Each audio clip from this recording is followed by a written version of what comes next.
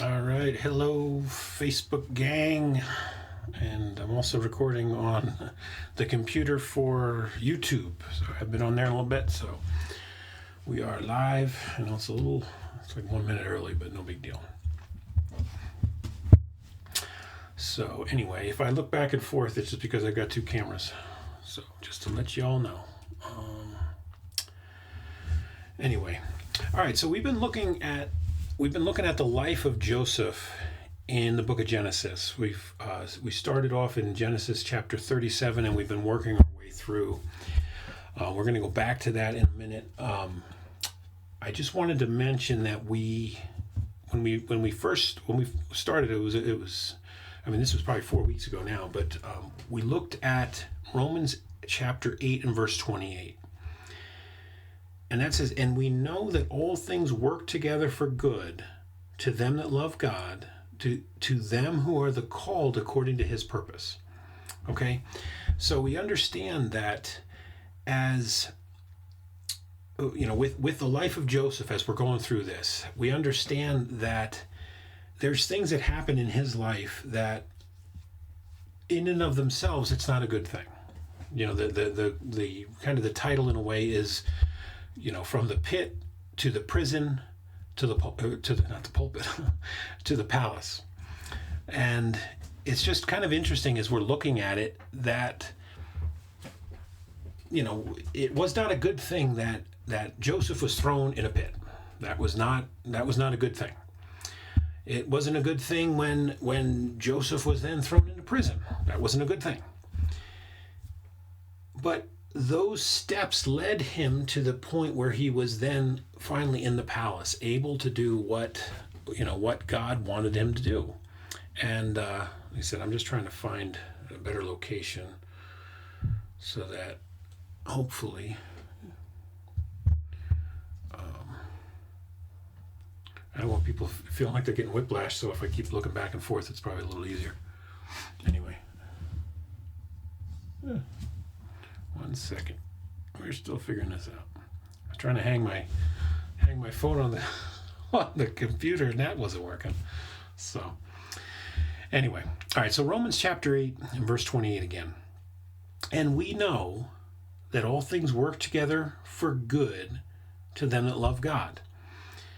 Now we're seeing as we're going through the life of Joseph that he loves God, he's serving God, he's not forsaking God because maybe on the outside it looks like God might have forsaken him.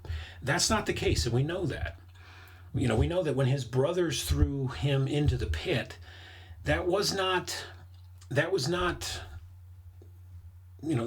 couldn't stop the dreams coming true that God gave Joseph.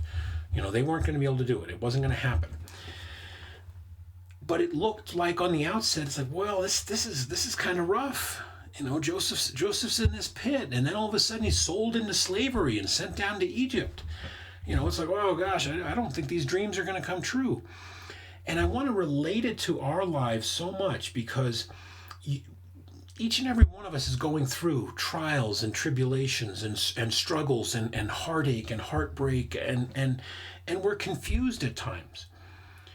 Just because we're in the pit, just because Joseph was in the pit, or we're in the pit, or we're in a, we feel like we're in a prison right now, or we might literally be in a prison. I mean, who knows? Just because those things are happening, if you have seriously and earnestly trusted the Lord, if you believe what Jesus Christ did for you personally on the cross, that he died for your sins, he was buried, he rose again the third day. If you believe that, then you're saved. Because Jesus saved you. You're trusting his death, burial, and resurrection. You're trusting that Jesus' blood was shed. God the Father laid my sin on him. He died in my place. I trust him and I'm saved. Right? That's what you're doing. If you do that, then we understand that this verse is referring to us, just like it referred to Joseph back in Genesis. That all things work together for good, and we know that all things work together for good to them that love God, to them who are the called according to his purpose. Now, and know this is, as we're looking at that, it's not just for the good of Joseph. And we're gonna see that we're working our way through. Again, I'm not gonna rush through this. At first I was, and then I kind of backed off on that, and I said, you know what, I want to take some time. I want to take some more time and really kind of dig into this, because I want to make application to our own lives, to our own struggles, to the things that we're all dealing with and all going through. Because I know in my personal story and in our family story, when Katie passed away, that was such a big struggle. It's been a struggle, even now. We're coming up. It'll be 3 years this coming Friday. November 8th will be 3 years since Katie passed away. And just knowing this is Katie's with the Lord. She trusted him. She believed what he did for her on the cross, and she's with the Lord. That doesn't, that doesn't make always everything better here for us. Everything's perfect for her. I mean, it's great. We're the ones going through the struggles. We're the ones, going through the trials. We're the ones, having a hard time dealing with these different things. So it's understandable when we're in that pit, or we feel like we're getting into a rut, or we, we're in the middle of this trial or tribulation. It's understandable to ask, God, where are you? What are you doing? I really need your help, Lord. I need your strength. I need your comfort. It's understandable to have struggles when we're going through that. That's the time to draw closer to him and not turn aside. And I understand it's not easy. It's difficult. But that's why we have each other. That's why we're praying for each other. That's why we're trying to be there for one another. All right, now last week I also looked at Proverbs chapter 3 and verses 5 and 6. So I'm turning to Proverbs chapter 3 verses 5 and 6. And as you're finding that, just relating back to Romans 8:28, and we know that all things work together for good. And again, I've brought this up before, and I know I'm kind of reviewing a bit, because I am going live on well, not live. Sorry, I'm not live on YouTube, but I'm recording it for YouTube also, because I want to share it on there. So, and sorry, YouTube, I probably will look more sometimes at the phone than I'm looking up at you. So, but I don't know if I could put my camera somewhere else. Do I have anything? 1 second. Hang on.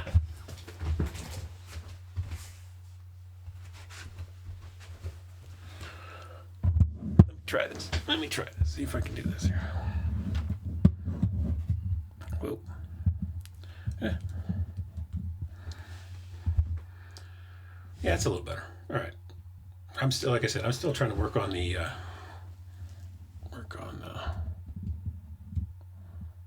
location of things here. But anyway, that's a little better. At least they're both in the same direction. Then when I'm looking, I'm kind of looking at you, everybody. So anyway, all right. So again, referring back to Romans 8:28, and we know that all things work together for good to them that love God, to them who are the called according to his purpose.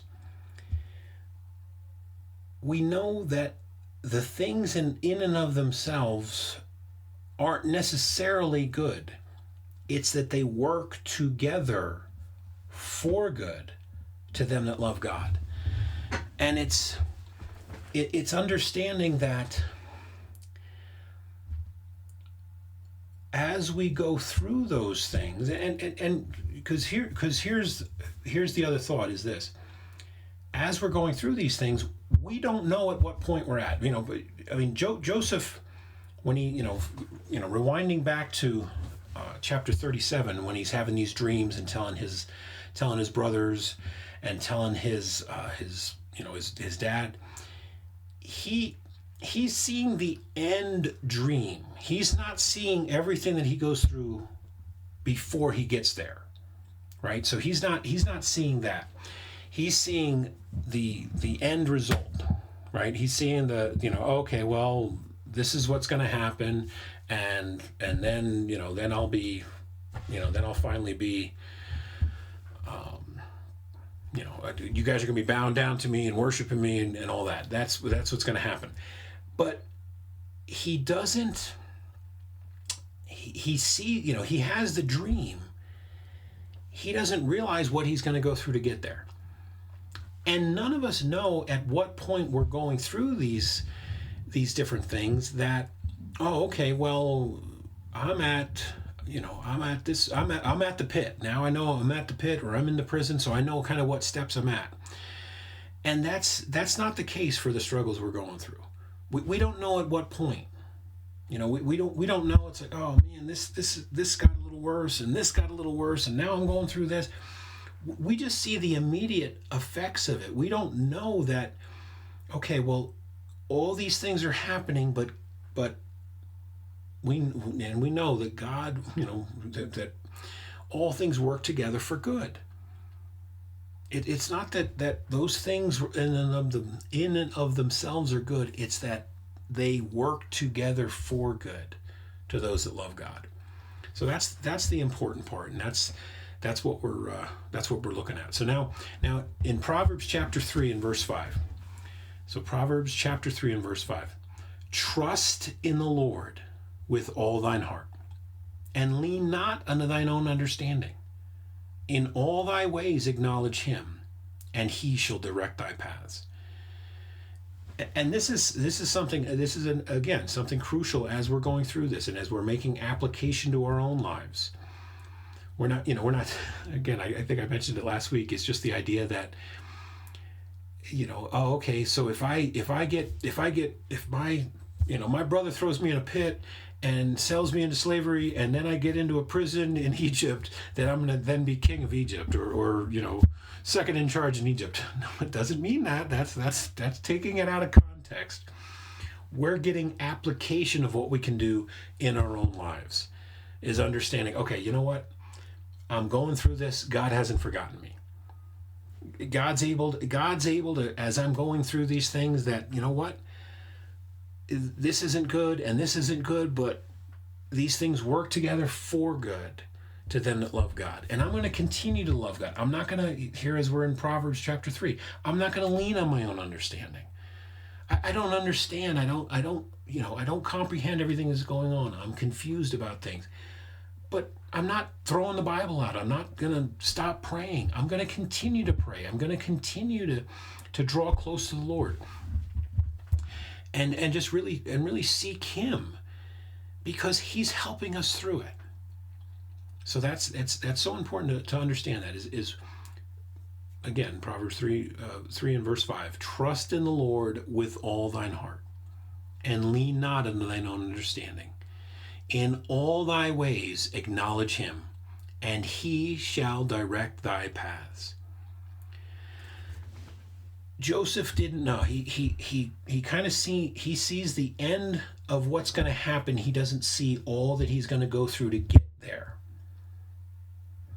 Just like us, we don't see, we see what we've been through so far. We're seeing what we're going through right now. And maybe some of us just came out of the pit and the prison and the struggles. We've gone through those things, and now that we've been through them, it's okay, now we can kind of look back and see that God used that in my life to make, to help me get closer to him. God used this in my life to help me have more of a prayer life, to help me spend more time in his word, to be, more loving and kind with other people. It's crucial to understand that as we're going through anything we're going through is, okay, you know what? I trusted God in the beginning. I'm not going to just throw him out because he hasn't thrown me out. He hasn't lost, I think about the song, he's got the whole world in his hand. He didn't drop it. Where'd I put that? He's thinking about he's doing the Harlem Globetrotters or something like that. He's spinning on his finger. Then, he doesn't drop it. He's got you. He's got me. He's got us, right? And it's okay. It's understandable that when we're going through hard times, when we're dealing with difficulties, it's understandable to have questions. And it's not wrong to ask God, God, what are you doing? God, help me through this. Right? I mean, to think about the trying of our faith worketh patience. The trying of our faith is much more precious than gold that perisheth. Right? I mean, we think about these things that look, my faith isn't perfect right now. Right? I'm not going out and walking on, hey, I'm just strolling on the water type thing. It's not that. Right? I've got room to grow. I've got room to expand. I've got room to get closer to God. I've got the potential to be better to people. To pray more, to witness more, to read my Bible more, to be kind, right? To be loving. I mean, you think about just. I know it's that time of year, right? I mean, Tuesday, right? Get out and vote. It's crazy how much negative is just all over the place. And, this person did this and this person did this. Look, it's important to vote. Get out and vote. Pray. Trust the Lord. But yeah, get out and vote. God is able, through all these things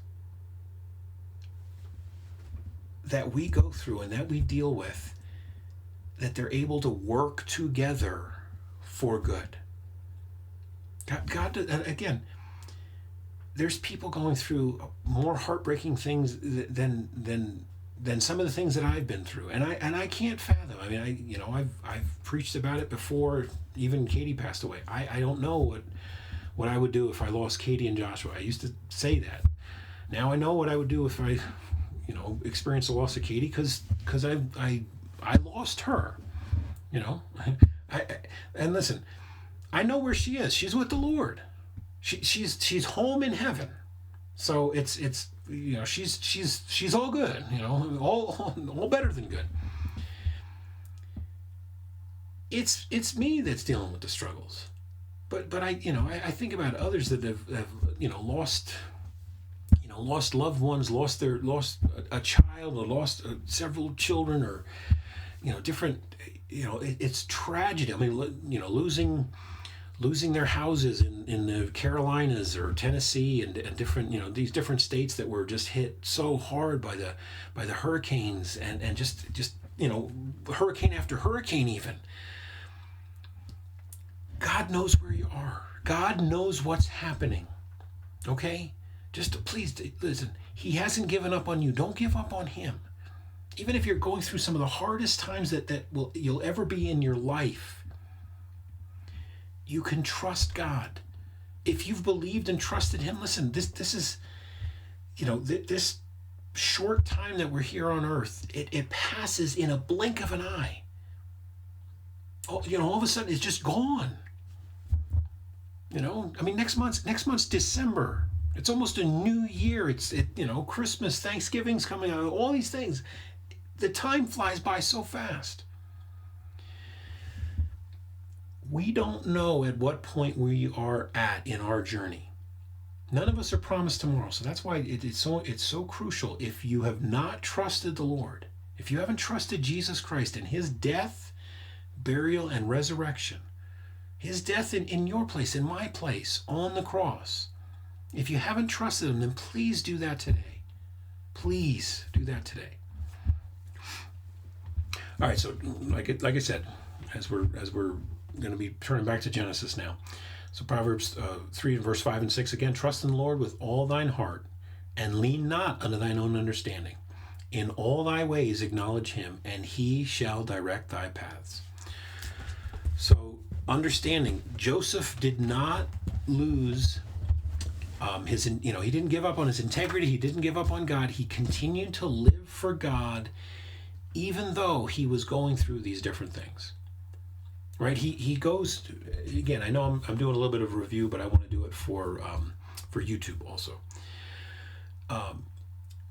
As he's thrown into the pit and then sold into slavery, then he's working for Potiphar. Right? Potiphar's wife tries, coming after him and lie with me, just day after day after day. This woman's after him. And he finally just, the one day she grabs him, he just leaves his garment in her hands and gets out of there. And then all of a sudden he's thrown in prison. That she's falsely accused. Oh, he tried to have his way with me. That's not a quote from the Bible, but that's kind of what she was saying. That wasn't the case. It's a lie. She's making things up. But she was scorned and just, wow, he didn't want me. I can't believe that. And again, we make application to our own lives. It's so important.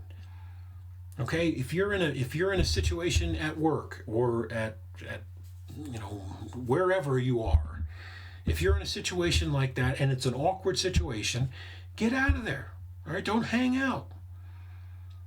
If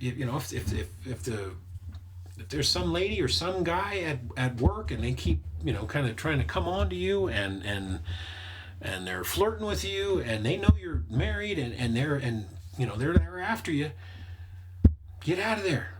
All right, pray about the situation. Let it be known to somebody else. Hey, this ain't gonna happen. Let it be known to that person. This ain't gonna happen. So, okay, now fast forward a little bit here. We're in Genesis chapter 42, and so again, we've already seen. Joseph was thrown in the pit by his brothers. They were jealous because Jacob loved Joseph more than he loved them. He's thrown in the pit. They decide not to kill him. They decide to sell him. Let's make some money off him. So they sell him into slavery. He goes down working for Potiphar. Then he gets thrown in prison because of the incident with Potiphar's wife. He interprets dreams by God. The butler and the baker had dreams. He gives the interpretation because God's the interpreter of the dreams. He gives the interpretation. The baker loses his head. He dies. The butler is restored again to his butlership. I believe it kind of says that. And so he's serving the cup again to Pharaoh. One second.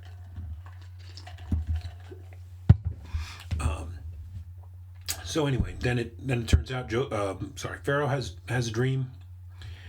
Joseph gives the interpretation because the butler remembers, oh my, I totally forgot there's a guy in there that gave me some interpretation, from God, and he can do it, because Pharaoh's calling for the magicians and everybody. Nobody can give him an answer. They have no clue what's going on.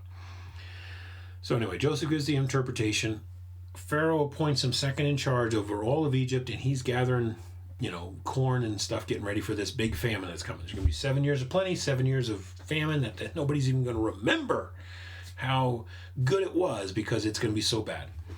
So now we're at the point where Joseph's brothers come down to get him, to get grain. They want to get corn and things down in Egypt. Jacob sends them down. 10 of them come down. Benjamin stays with Jacob. Joseph obviously is there. Joseph knows that it's his brothers. He recognizes them. They don't recognize him. He's not speaking to them directly. He's speaking through a translator. So with all that, we're at the point where Joseph gave them grain. He kept one of the brothers back. He's sending the other ones back to bring food. He's accused them of being spies. So they've been accused of being spies. No, we're not spies. Look, we're all sons of one man, and one of our youngest brothers back there. One of our brothers is not here anymore, and things. So no, you're spies.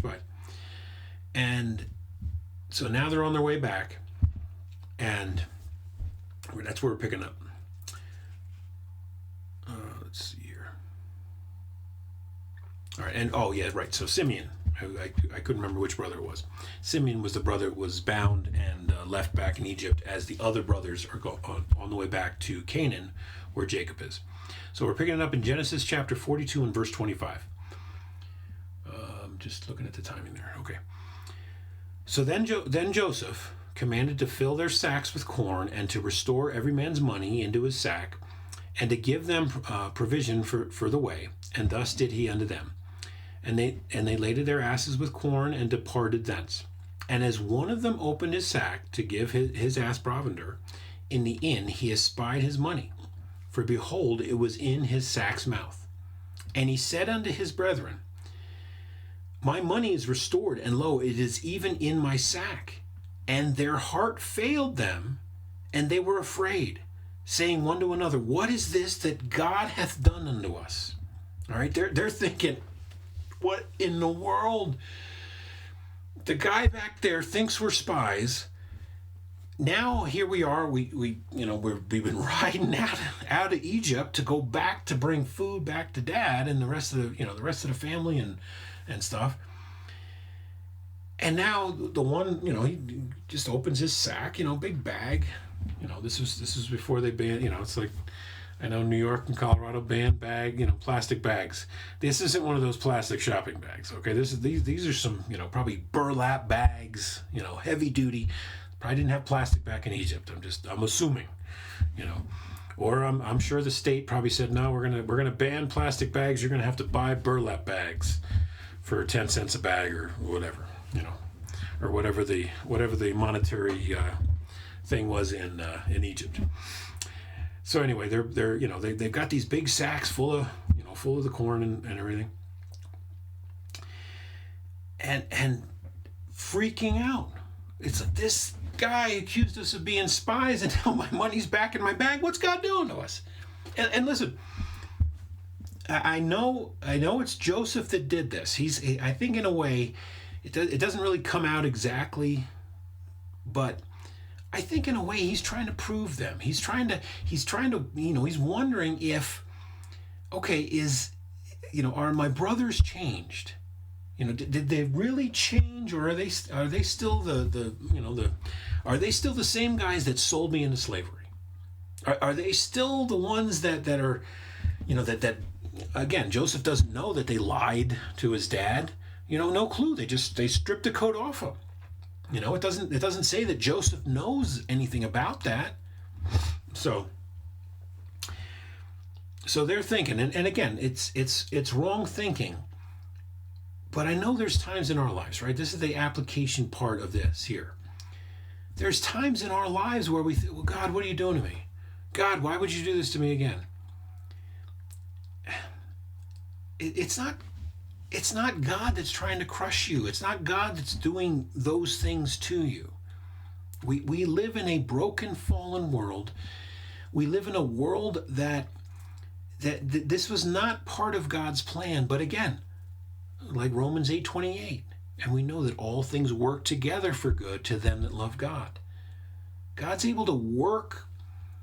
God's able, as these things are happening, they're bad things, they're awful things, they're tearful, heartbreaking things. He's able, as those things are going on, that it might be something bad, but it can be something that will be good after that. That in for Joseph's life, the pit wasn't good. But if it wasn't for the pit, if it wasn't for being sold into slavery, if it wasn't for being, sold into slavery and then down into Egypt, if it wasn't for being, Potiphar's, Potiphar's servant, if it wasn't for then being, put into prison, he wouldn't have been in the position. I mean, it's like a chess game in a way. He wouldn't be put into a position to then be second in command of Egypt. It was going through those hard times that got him ready. So as we're going through the hard times, as we're going through the difficulties, we trust God. We remain faithful. Even when at times it feels like, well, God, you've abandoned me. God, what are you doing? It's not wrong to ask those questions, but where are you going to for the answers? Are you going to God? Oh, I don't believe in God anymore because of this. Well, you're obviously not going to get the answers from God then if you don't even believe in him anymore. You're not going to even talk to him. So it's really, are we remaining close to God? Because I understand with heartache like this, with the loss of a spouse, with the loss of a loved one, loss of a parent, child, close friend, loss of a house, loss of, everything. a tragic accident, you can't walk anymore. All these different things. It feels like, your world is just torn apart, and it is in ways. It's understandable. It's going through those times that we realize, you know what? It's that puts the wedge in between us and God. It's us saying, you know what? I'm not good. I don't want that to be a wedge anymore. I don't want that to keep me from trusting God and living for Him. And it definitely takes prayer as well. Saying, God, you know what? I am hurting here, Lord, and you know. I am hurting. I'm broken. I need your help.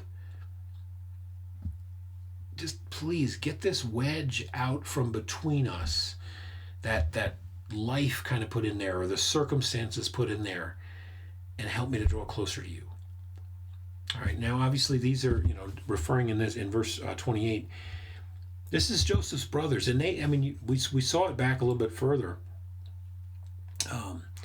In verse 21, they mention, and they said one to another, we are verily guilty concerning our brother, in that we saw the anguish of his soul when he besought us, and we would not hear. Therefore is this distress come upon us. They're feeling broken and down and all that because they're feeling guilty. They sold their brother into slavery. They're feeling so bad about it.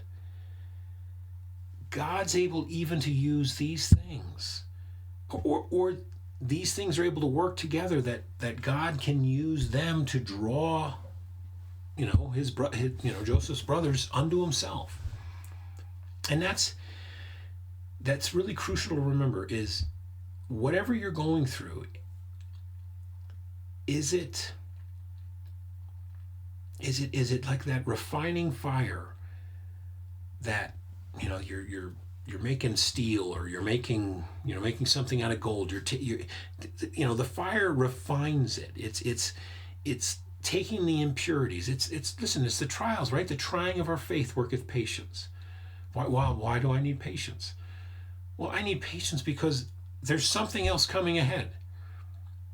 There's something bad. It probably, there's going to be something that oh man, I can't believe this just happened. The car broke down, or this thing happened, or the roof's leaking, or whatever. It's understanding, you know what? Okay, this happened. God came through last time, right? The trying of our faith worketh patience. Understand, God came through last time. I'm better for going through that because I now have a better relationship with the Lord. So, and again, I don't know what everybody's going through. I will definitely pray for people. Please, feel free to reach out. I will pray. I will do what I can. If you ever need a listening ear, someone to talk to, please feel free to reach out. Okay, now, so verse 29 we're in, Genesis 42:29. And they came unto Jacob, their father, unto the land of Canaan, and told him all that befell unto them, saying, the man who is the Lord of the land spake roughly to us, and took us for spies of the country. And we said unto him, we are true men, we are no spies. We be 12 brethren, sons of our father. One is not, and the youngest is this day with our father in the land of Canaan. And the man, the Lord of the country, said unto us, hereby shall I know that ye are true men. Leave one of your brethren here with me, and take food for the famine of your households, and be gone. And bring your youngest brother unto me.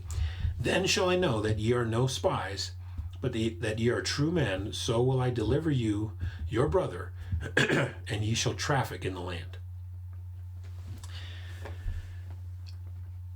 We understand that as we're going through this, that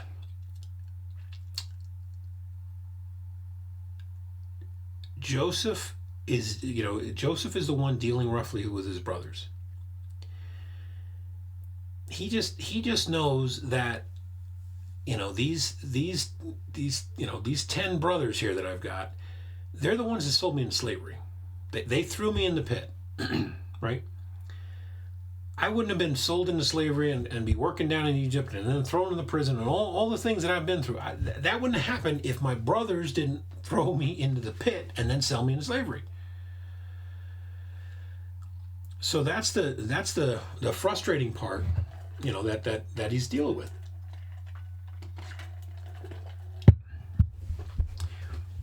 Now, thinking about this, it came up when I was going through the one verse.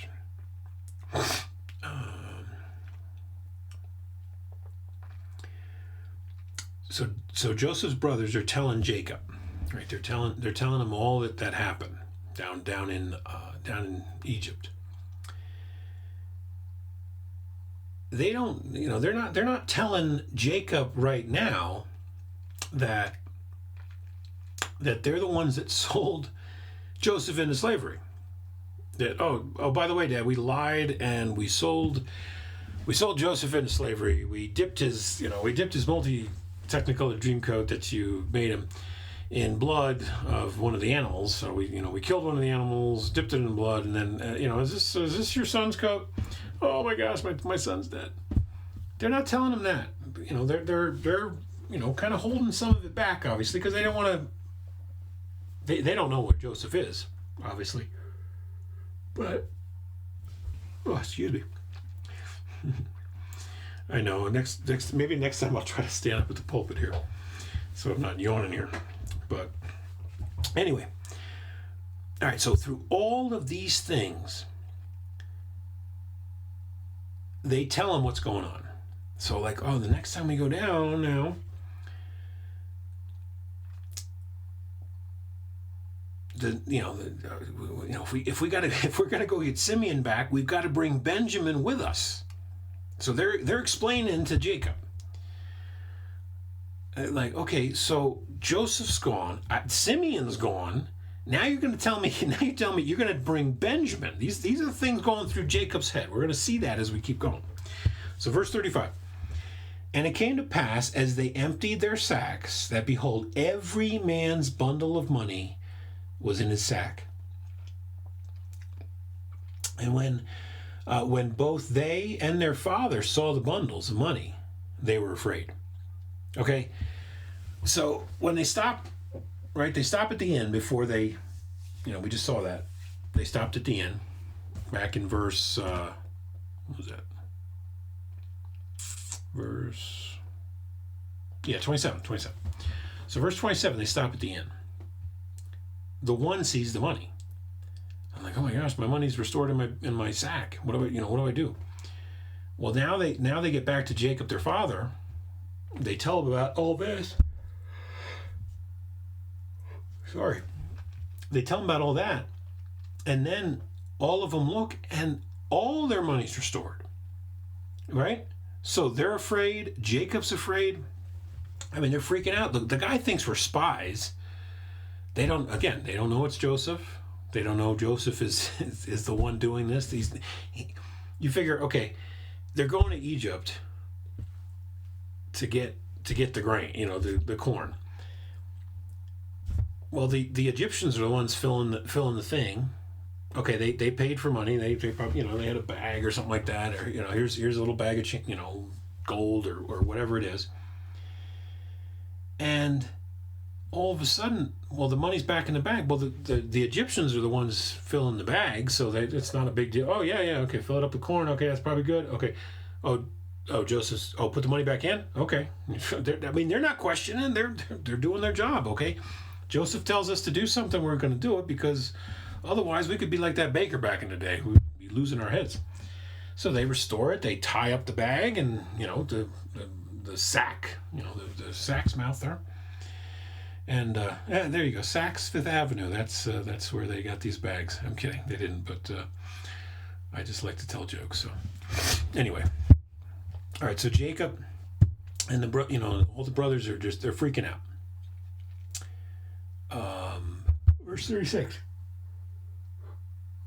Sorry.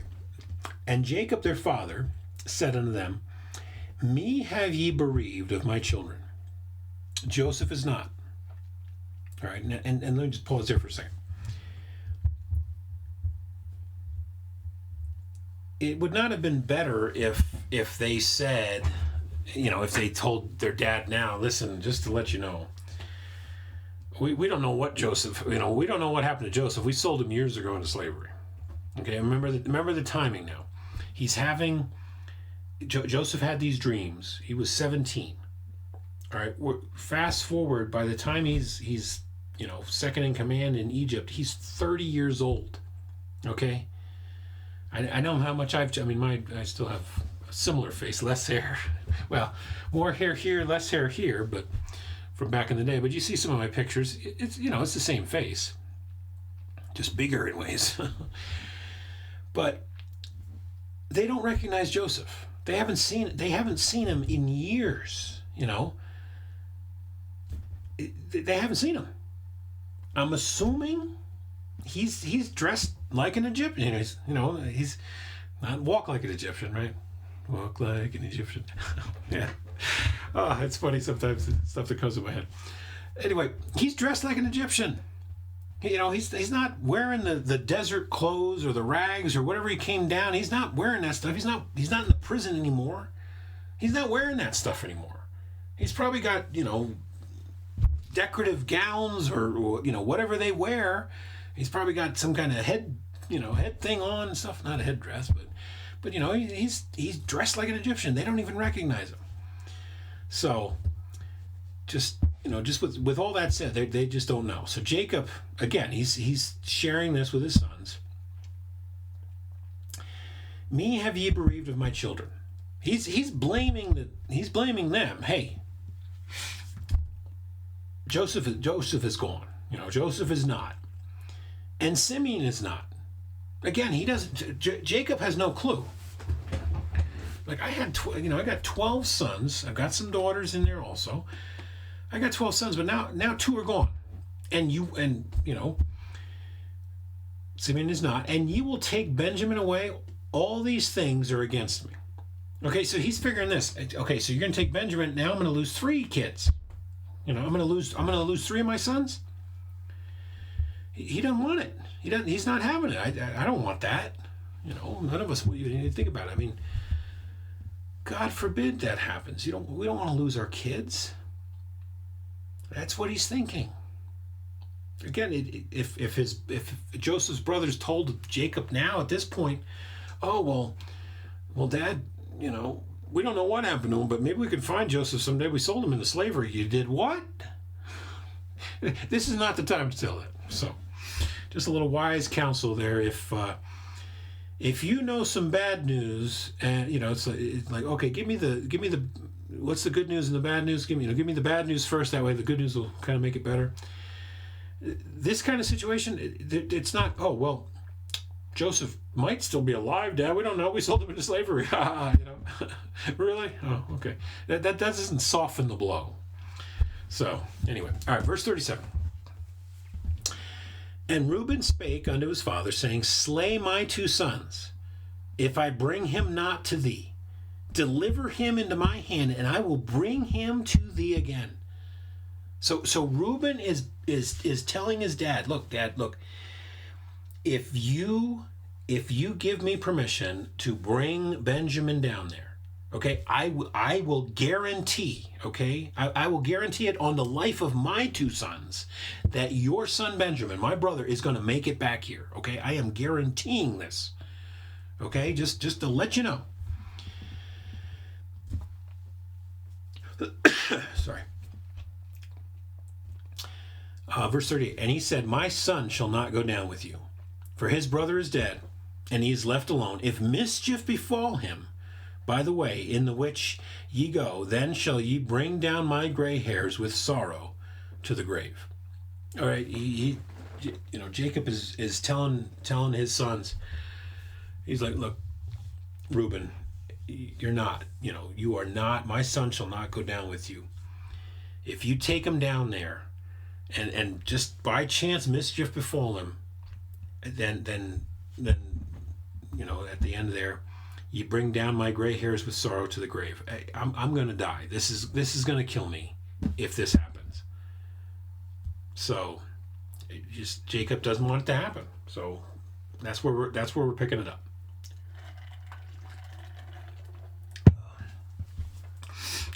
chapter 43. And I know I'd probably go about another 15 minutes. Normally try to end right around noon here in Colorado. So just so everyone knows.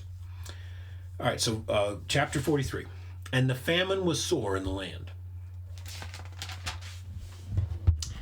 And it came to pass, when they had eaten up the corn which they had brought out of Egypt, their father said unto them, Go again, buy us a little food. And Judah spake unto him, saying, The man did solemnly protest unto us, saying, Ye shall not see my face, except your brother be with you. If thou wilt send our brother with us, we will go down and buy thee food. But if thou wilt not send him, we will not go down. For the man said unto us, Ye shall not see my face, except your brother be with you. We can get to the point in our life, and you think about this. Jacob is at the point in his life where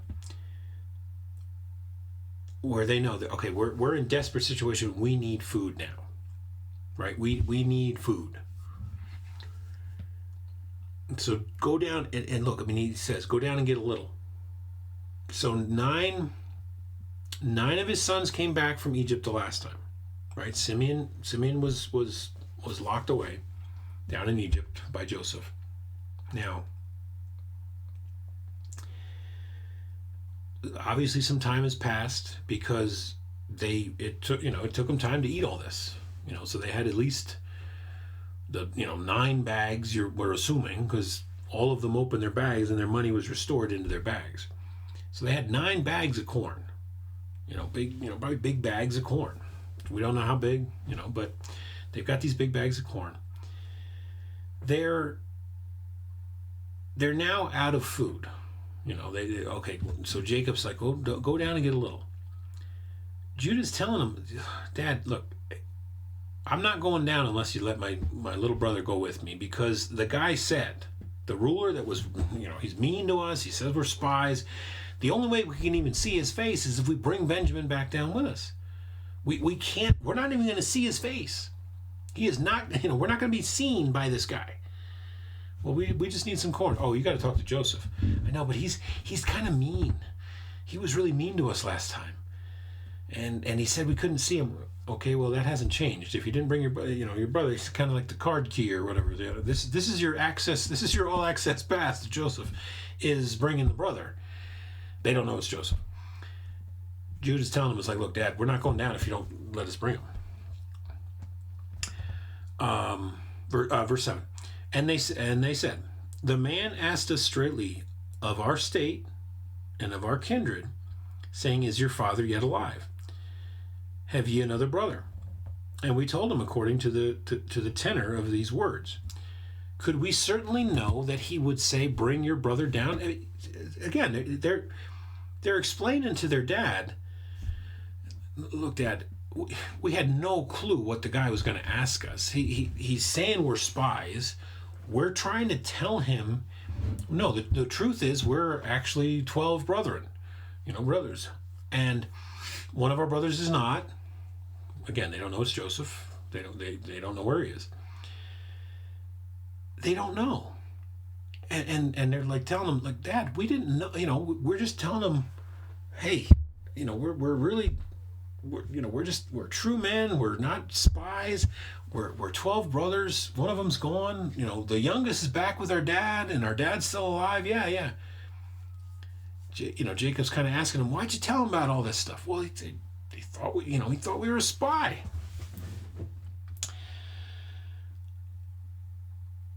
Verse 8. And Judah said unto Israel, his father, right? Jacob and Israel, you'll see it interchanged here and there. And Judah said unto Israel his father, Send the lad with me, and we will rise and go, that we may live, and not die, both we and thou, and also our little ones. I will be surety for him.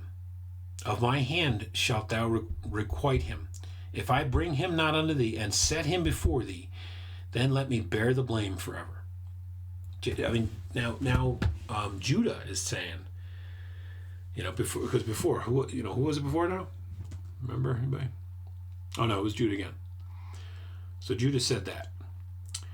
And hang on a second.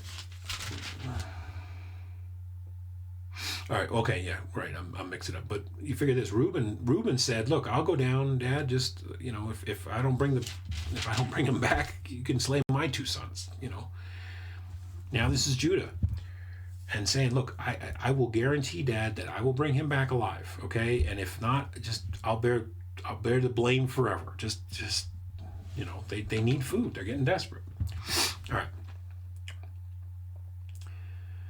For except we had lingered, surely now we had returned this second time. See, they're like out of food. The corn's all spent. Not saying that's all the food they've got, because they do, well, as we'll see, they bring some food down to, as gifts. But Judah's saying is, look, if we hadn't tarried this long, if we hadn't stayed here, we would have already been back. We'd already be back, Dad. So he's saying that. And their father Israel said unto them, if it must be so now, do this.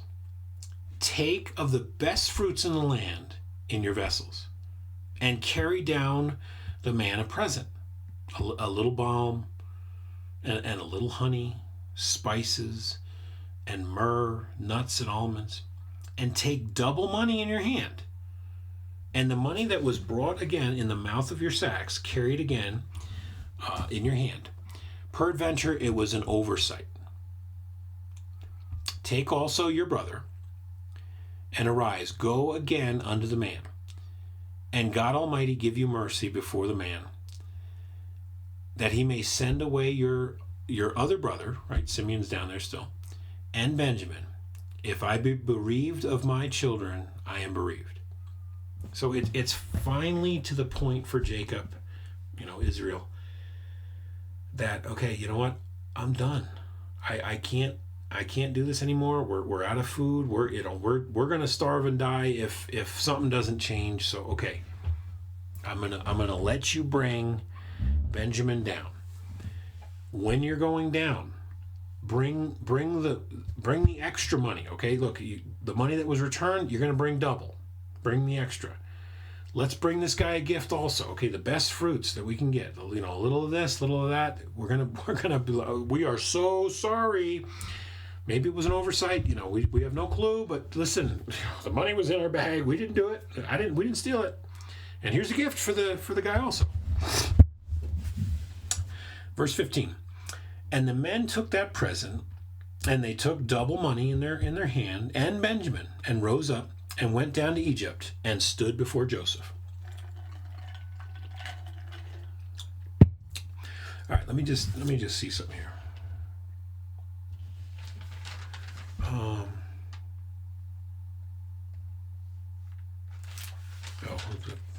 Went too far. I'm not going to make it all the way up to chapter 44, but I'll keep going a little bit. And then we'll pause until next time.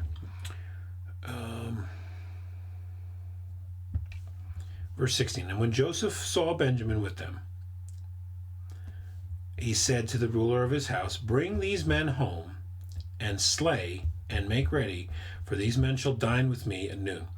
Now he's saying, slay. He's not saying slay them. He's not saying slay ride.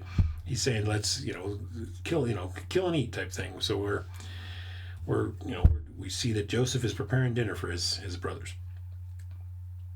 Verse 17, and the man did as Joseph bade, and the man besought the man. Oh, sorry. Verse 17 again. And the man did as Joseph bade, and the man brought the men into Joseph's house. And the men were afraid because they were brought into Joseph's house. And they said, because of the money that was returned in our sacks at the first time, are we brought in, that he may seek occasion against us, and fall upon us, and take us for bondmen and our asses. And they, I'm not going to say what I was thinking, but, and they came near to the steward of Joseph's house, and they communed with him at the door of the house. All right, now, we grasp this. They know what happened the first time. they as they were leaving, they're like, man, the money's back in our bags. What in the world? We are. This is not going to be good. It's the the Kevin McAllister. They're freaking out. Now they're thinking, okay, well, we're going to dinner at Joseph's house again. They don't know it's Joseph. Oh gosh, he's doing this to get us alone, and then he's gonna pounce on us. He's gonna get us. Right? Verse 19, and they came near to the steward of Joseph's house, and they communed with him at the door of the house, and said, "Oh, sir, we came indeed down at the first time to buy food. And it came to pass, And it came to pass when we came to the inn that we opened our sacks, and behold, every man's money was in the mouth of his sack, our money in full weight, and we have brought it again in our hand. And other money have we brought down in our hands to buy food. We cannot tell who put our money in our sacks." And he said, "Peace be to you. Fear not. Your God and the God of your father hath given you treasure in your sacks. I had your money." Right, giving you treasure in your sacks. "I had your money," and he brought Simeon out unto them. Okay, so they're freaking out. They're like, okay, Joseph's, this guy's gonna get us or something. Something bad's gonna happen. So they start talking to the steward of the house, the guy, the guy who's kind of running the house or whatever. "Listen, hey guy, listen. When we came down the last time, we bought corn, and somehow the money got put back on our side. We only found out when we got to the inn." It is kind of interesting though. You think about it. They get to the inn, they didn't turn back around. They get there and they're like, the money's in the sack. So then they continue back down to Canaan and get down there, and then they discover, oh man, you got money in yours too? Oh man, all of our money's returned. So they're freaking out, but they want to take care of this right away. They're like, oh man, we got to talk to that guy. Let's talk to him right away. So they talk to him right away. And he's saying, look, God did it, so be thankful. Verse 24, and the man brought the men into Joseph's house and gave them water, and they washed their feet, and he gave their asses provender. And they made ready the present against Joseph came at noon, for they heard that they should eat bread there. So they're gonna eat bread with Joseph. We're gonna probably pause right here in verse 26. So anyway, where did I put my bookmark? Oh, there's. Let me just write that down for next time here.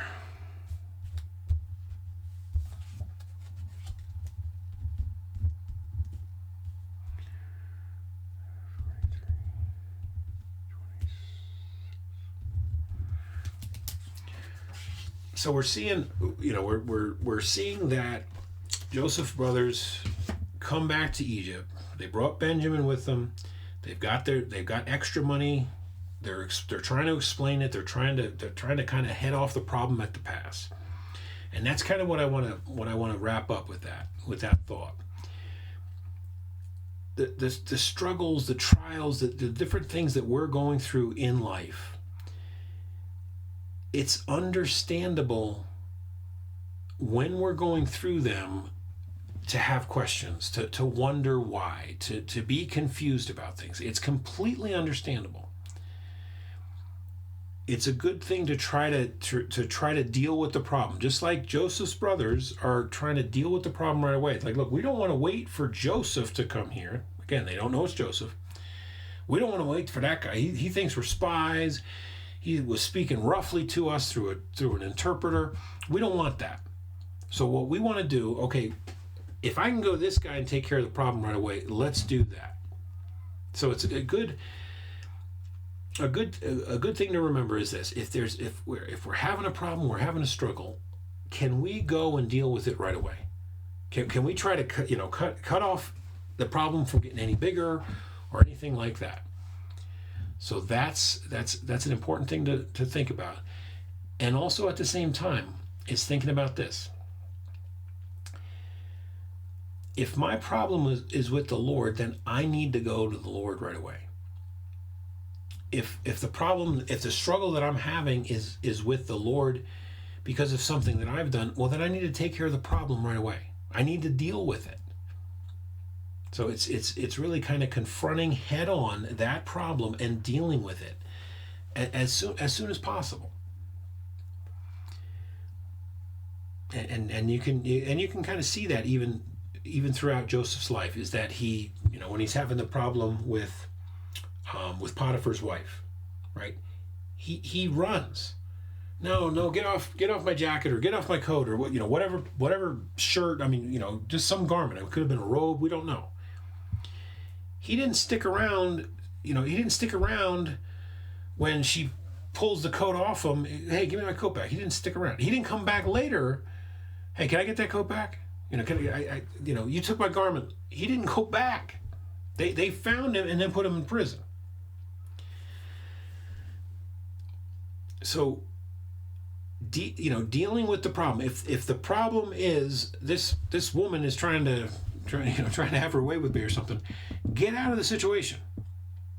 Okay, don't well, I left my briefcase there. I got to go back and get my briefcase. Well, go with your wife. If you got to go back to the office, take your wife, take your friend, take a kid, go there with your boss. I mean, whatever it is. Try to deal with the problem when it arises. And we prepare ahead of time. We try to plan ahead when we're going through these different things.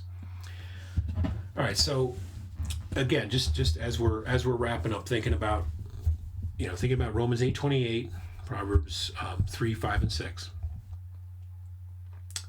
All things work together for good to them that love God, to them who are called according to His purpose. We might be in the pit right now. We might be in the prison. We might be going through those bad times, but those things can be something that refines us and makes us better able to handle maybe more difficult things coming up. I know for some of the, for the struggles that we've been through, losing Katie helped me prepare to be able to help others that are going through the loss of a loved one. It helped me prepare better for that. I'm not saying that was God, I'm not saying that was God's plan. Oh, well, that's, God took Katie so that you'd be ready for this. Well, no, I'm not saying that directly. I'm saying God's able to use that so that I can then be in a better position to help others.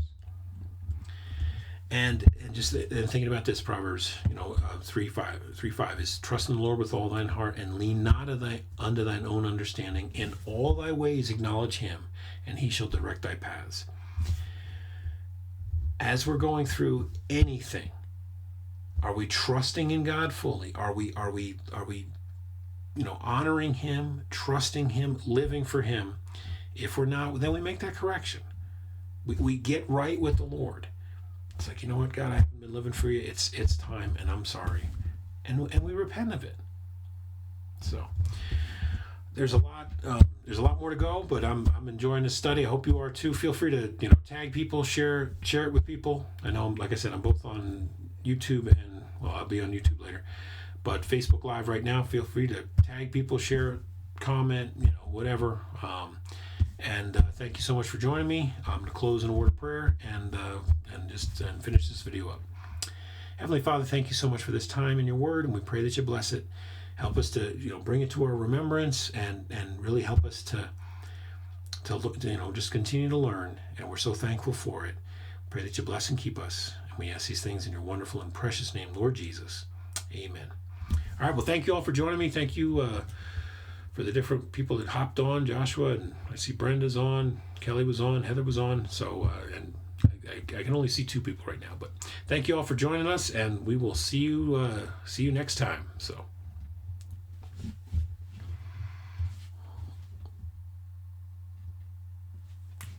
Whoops. Okay. And see you on the next video. This is John from the WATCHMAN'S. I'll see you on the next video.